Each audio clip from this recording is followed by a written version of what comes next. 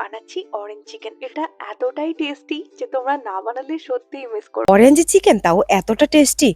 এত বড় হয়ে গেলাম এখনো অরেঞ্জ চিকেনই খেলাম না। চলো আজকে ট্রাই করি, তারপর তোমাদের বলবো যে কেমন হয়েছে। জন্য নিয়েছি দুটো কমলা লেবু, এর রসটাকে বার করে নেব। আজকে কমলা লেবুর এমন হাল করব, কমলা লেবু তো বুঝতেই পারছে না। প্রথমেই রসটা বের করে নিলাম। নিয়েছি ছোট ছোট টুকরো করা বোনলেস চিকেন। চিকেনের মধ্যে স্বাদ মতো নুন, একটু গোলমরিচ গুঁড়ো, আদা রসুন বাটা আর সাথে একটা ডিম আর দিয়ে দিলাম কর্নফ্লাওয়ার। এগুলিকে ভালো করে চিকেনের সাথে মেখে নিলাম। চিকেনগুলোকে এবার গরম তেলে ফ্রাই করে নেব। চিকেনগুলি পকোড়ার মতো ভেজে নিচ্ছি। এবার একটা সস রেডি করে নেবো। তার জন্য তেলের মধ্যে আদা রসুন লঙ্কা কুচি অল্প একটু ভেজে নিয়ে তার মধ্যে কমলা রসটা দিয়ে দিলাম, vinegar, soya sauce, tomato sauce, অল্প একটু চিনি, চিলি ফ্লেক্স আর কর্নফ্লাওয়ার গুলো জলটা দিয়ে নেড়ে চিকেনটা দিয়ে দেবো। আর একটু তেল আর দিয়ে দিচ্ছি সামান্য একটু হানি। সাদা তিল আর হানি তো দিয়েছি, আমার কাছে স্প্রিং অনিয়ন ছিল না। আই এম সরি বন্ধুগণ।